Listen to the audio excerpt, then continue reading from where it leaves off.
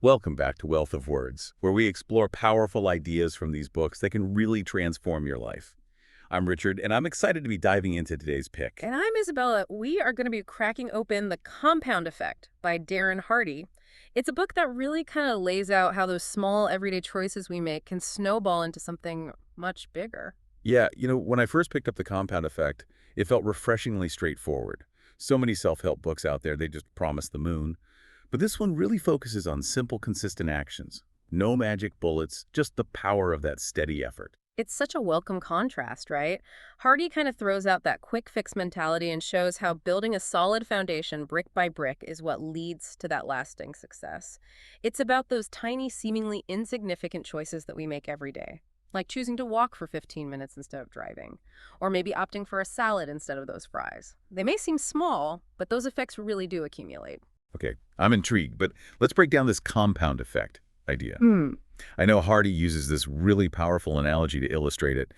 It's the penny that doubles in value every day for a month. It is. It's a brilliant way to really visualize the power of compounding. Imagine you have a choice. Take $3 million right now, or a single penny that doubles in value every day for 31 days. Most people would jump at the millions, right? Right. Exactly. But here's the thing. That penny, with its consistent growth, ends up being worth over $5 million by the end of the month. It's a powerful illustration of how even small, consistent actions, when repeated over time, can yield incredible results. Yeah, that's mind-blowing. It really hammers home the point that consistency is key. It makes me think about all those times I've tried to cram for a test or learn a new skill in a single day. Hmm. What if I had just dedicated a small amount of time consistently? That's precisely what Hardy advocates for. It's not about those intense bursts of effort, but rather the steady, consistent actions that create lasting change. Like choosing to read just 10 pages of a book each day versus trying to devour the entire thing in one sitting. Which approach do you think is more likely to lead to lasting knowledge? Definitely the 10 pages a day. I know I'd feel less overwhelmed and actually absorb more information. So how does Hardy bridge this concept of compounding to our everyday lives? He brings it to life with a story about three friends. One makes a conscious effort to implement small, positive changes every day. Another continues with their routine, not making any significant adjustments. And the third friend, well, they start developing some negative habits. I'm already seeing where this is going. Even small changes, whether they're positive or negative, can have a huge impact over time. Exactly. The friend who embraces positive changes sees their life improve significantly, while the friend with negative habits experiences a downward spiral. It's a stark reminder that our daily choices, however small they may seem in the moment, have a ripple effect that shapes our lives. It's like building a house, you know? Each brick, each choice matters in the overall structure. That's a great analogy. So if our choices are the bricks, what's the mortar that holds it all together? Hardy argues that it's our habits. He believes successful people aren't necessarily more talented or gifted. They've simply cultivated better habits. And guess what? Discipline is the key to forming those positive habits. It makes sense. If we can make those good choices automatic, they require less effort and become part of who we are. Hmm. But building discipline can be tough. Any tips from Hardy on how to make it easier? He emphasizes the importance of starting small. Instead of attempting to overhaul our entire lives overnight, focus on building one good habit at a time. And don't forget the power of triggers and rewards. Pairing a new habit with something you already enjoy can make it much more appealing. For example, if you're trying to establish a workout routine, why not listen to your favorite podcast while you exercise? That's a great tip. It's like tricking your brain into associating the new habit with something pleasurable. Speaking of building momentum, Hardy highlights consistency as a key driver. Yeah, he compares it to a freight train. It takes a lot of energy to get it moving, but once it gains momentum, it's an unstoppable force. The same principle applies to our goals, whether it's learning a new language or saving for a down payment. It's like pushing a boulder uphill, isn't it? It's tough at first, but once it starts rolling, it gains momentum and becomes easier to maintain. So the takeaway here is to show up consistently even when progress feels slow. Absolutely. Trust the process and believe that momentum is building even if you don't see immediate results. Think of it like a rocket launch. It takes immense energy to lift off, but once it reaches space, it travels effortlessly. That initial push is crucial. So we've got the building blocks, those are our choices, and the mortar, which are our habits. But what about the environment we're building in? Oh, that's a great point. Hardy emphasizes the impact of our environment in social circles, saying, you are the average of the 5 people you spend the most time with. This really underscores how much our surroundings influence our beliefs, habits, and ultimately our outcomes. It's like a reality check for our relationships, isn't it? Are Right. the people we surround ourselves with lifting us up or holding us back? Exactly. We need to be mindful of the company we keep and the information we consume. Ask yourself, are these influences aligning with your values and pushing you toward your goals? If not, it might be time to reassess and make some changes. That's some serious food for thought. Mm. It seems like we've covered a lot of ground in this first part. Where do we go from here? Now that we've established the foundation, it's time to dive into the practical strategies for applying the compound effect in our own lives. We'll be back in part 2 to explore those in detail. Welcome back to our exploration of the compound effect. Remember, we're not just talking about theory here, we're equipping you with the tools to make this concept work for you. Absolutely. We've established the power of those small, consistent choices. But now it's about putting those insights into action. Where do we begin? Hardy, he strongly emphasizes the importance of tracking our progress. It's easy to get lost in the day-to-day and lose sight of the bigger picture. He advocates for starting a journal, a simple yet incredibly powerful tool for self-awareness.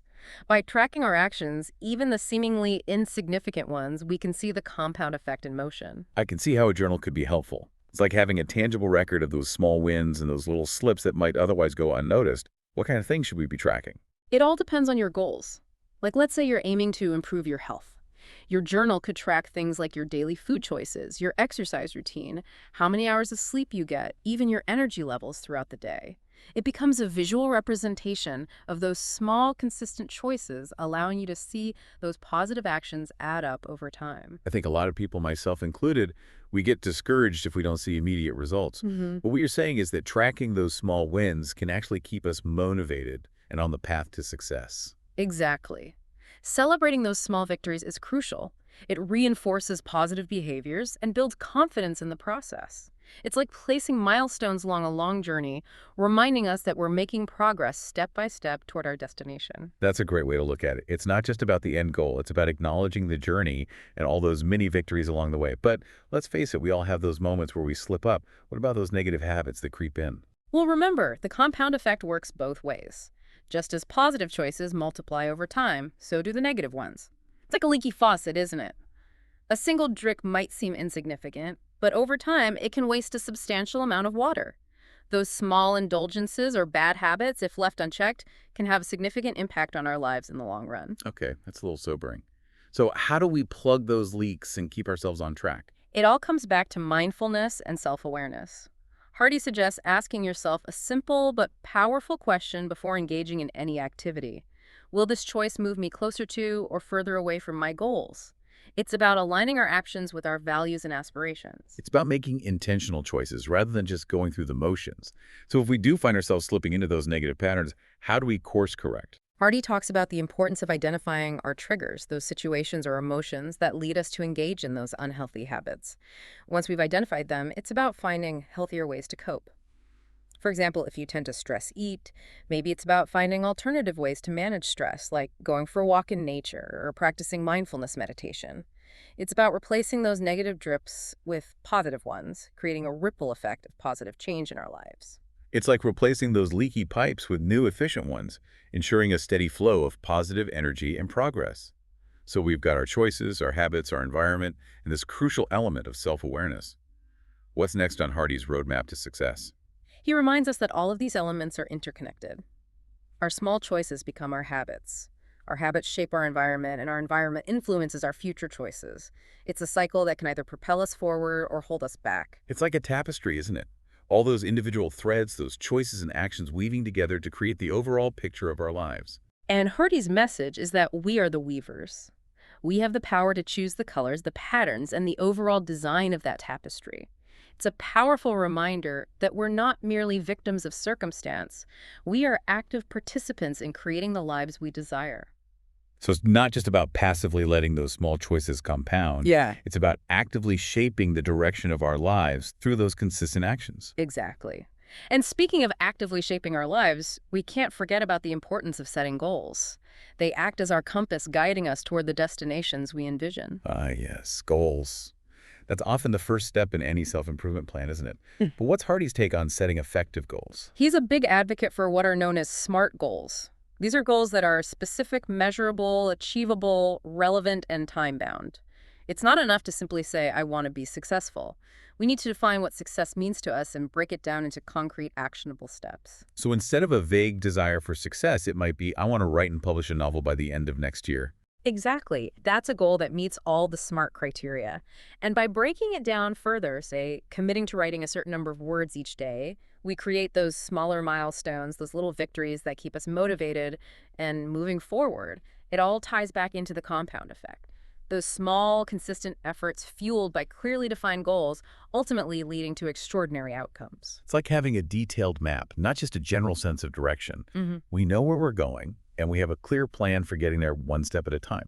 This has been an incredibly insightful exploration of the compound effect in action. And there's more to come. In part 3, we'll explore Hardy's advice on how to accelerate our progress and maximize the power of compounding. So stay tuned for the final leg of our journey. Welcome back to Wealth of Words. We're in the final stretch of our exploration of the compound effect by Darren Hardy. This book has really been a game changer, showing how those small actions can lead to big results when compounded over time. It has.